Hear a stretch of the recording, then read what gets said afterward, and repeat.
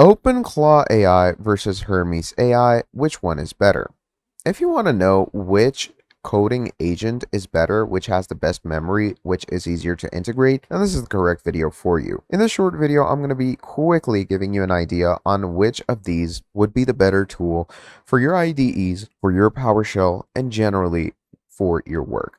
Now, OpenClaw is basically an AI agent that is totally open source, runs straight inside any of your IDEs or even your PowerShell, where you can integrate it with your inner softwares. And then there's Hermes. That is another tool. Again, it's open source and it is MIT licensed.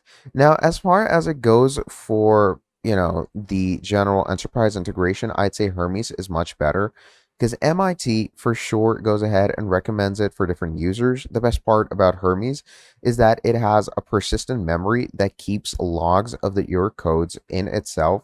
It has a whole learning loop and multi-platform gateway. OpenClaw, on the other hand, does not have a persistent memory. What it does is every time you run it, it runs a new file of code.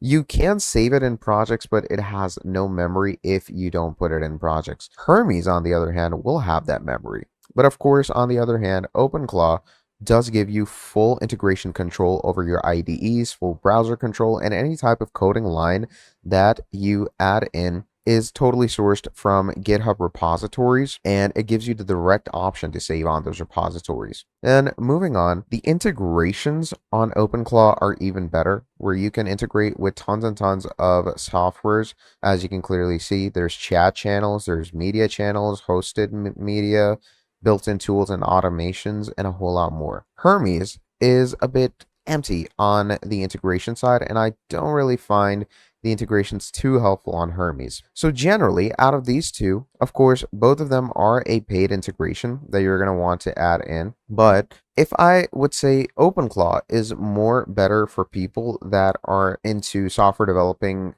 as you could say, enterprise solopreneur person with tons and tons of integrations into the Microsoft Office suite, then the Google suite, and a whole lot of other things. Hermes is more for enterprise, small businesses, and things like that. Okay, so go ahead and make your decision wisely, and you should be good to go. Thank you for watching till the end, and I'll see all of you next time.